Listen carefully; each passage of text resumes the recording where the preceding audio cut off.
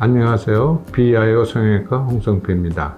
눈매 교정 수술을 비절개로 시행하고 안검하수가 재발한 경우에 절개 방법으로 눈매 교정을 할 때 여러 가지 예상하지 못한 문제점이 생기는 경우가 있는데, 오늘은 그 원인과 올바른 교정 방법에 대하여 말씀드리겠습니다.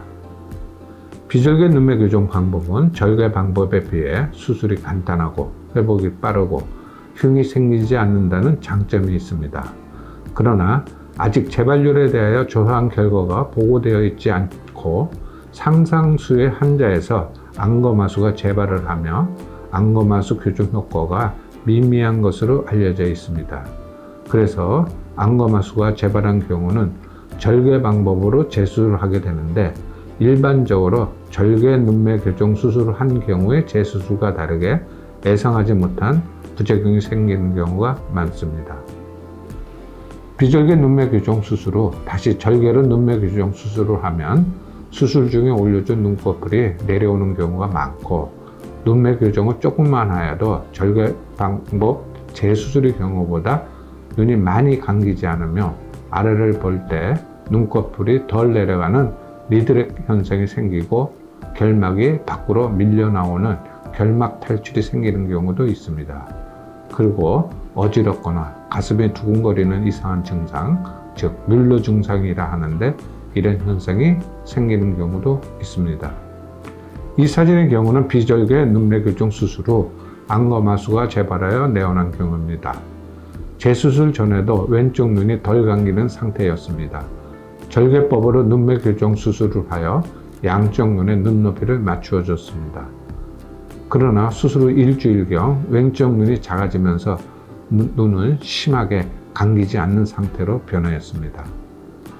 이 사진의 경우도 타 병원에서 비절개 눈매 교정 수술 후 왼쪽 눈이 작아서 절개법으로 눈매 교정 수술을 했는데, 올라갔던 눈꺼풀이 다시 내려와서 절개법으로 눈매 교정 수술을 2번 더 한 상태로 내원한 경우입니다.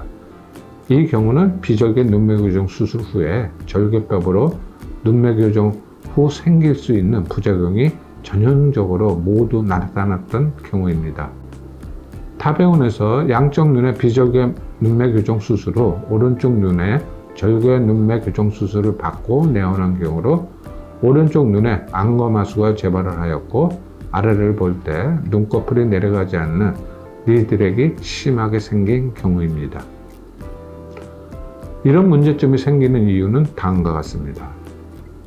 비절개 눈매 교정 수술 시 실로 뮬러건을 묶어줍니다. 그러면 근육의 길이가 짧아지고 안검하수가 교정이 되고 눈도 크게 떠지게 됩니다. 그런데 시간이 지나면 실에 묶여있던 근육이 빠져나오게 되고 안검하수가 재발하게 됩니다.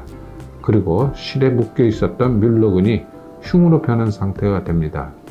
그래서 아래쪽에서 절개법으로 안검하수 수술을 하여도 이쪽에 흉으로 변한 뮬러 근육이 남아있기 때문에 앞에서 말씀드린 여러 부작용이 생기는 것으로 이해하고 있습니다.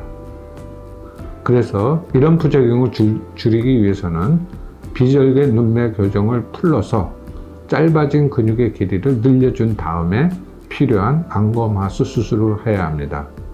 실만 풀어주어도 해결이 되는 것으로 아는 사람이 있는데, 실만 풀러서는 해결이 되지 않습니다. 이 사진의 경우는 비절개 눈매 교정 수술 후 안검하수가 재발을 하여 절개법으로 3번 더 수술을 하고 내원한 경우입니다. 양쪽 눈에 절개법으로 재수술을 하면서 비절개 눈매 교정으로 짧아진 근육의 길이를 늘리고 왼쪽 눈은 안검하수 수술을 다시 시행하고 2년 후의 모습입니다. 이 사진의 경우는 비절개 눈매 교정 수술 후 오른쪽 눈에 안검하수가 재발을 하고 리드렉이 생긴 경우입니다. 양쪽 눈의 절개법으로 재수술을 하면서 비절개 눈매 교정으로 짧아진 근육의 길이를 늘리고 안검하수 교정을 하고 3달 후 모습입니다. 이 사진의 경우는 비절개 눈매 교정 수술 후 오른쪽 눈에 안검하수가 재발을 하고 토안이 생겨 내원한 경우입니다. 양쪽 눈에 절개법으로 재수술을 하면서 비절개 눈매 교정으로 짧아진 근육의 길이를 늘리고 안검하수 교정을 하고 3달 후 모습입니다.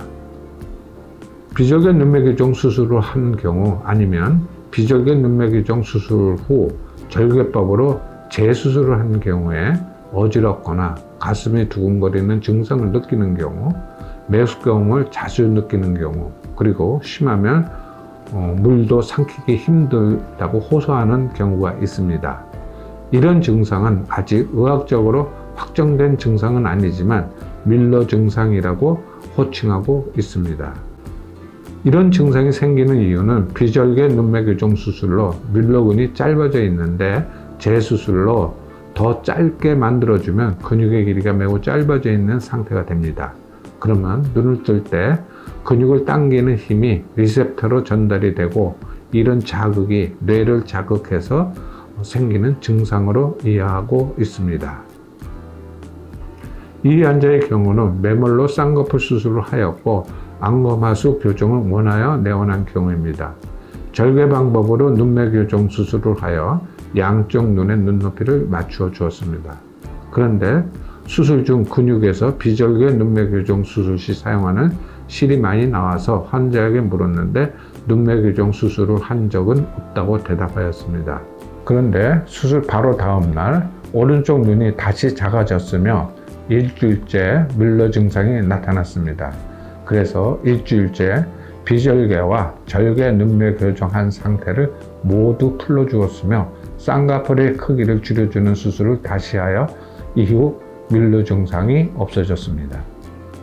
이 사진의 경우는 비절개 눈매 교정 수술 후 절개 눈매 교정 수술을 하였으나 안검하수가 재발을 하고 밀러 증상이 있는 상태였습니다. 밀러 증상이 위험성이 있어서 안검하수 눈을 교정하기 원하여 절개법으로 눈매 교정 수술을 하였습니다. 수술 중 비절개 눈매 교정 수술로 짧아진 근육을 늘리고 안검하수 교정을 해 주었으며 수술 후 다행히 안검하수가 재발하지 않았고 밀러 증상도 없어졌습니다. 오늘 드린 말씀을 정리해보면 비절개 눈매 교정 수술 후 절개 눈매 교정 수술을 재수술할 때 안검하수가 다시 재발을 하거나 토안이 심하게 생기는 경우가 있습니다.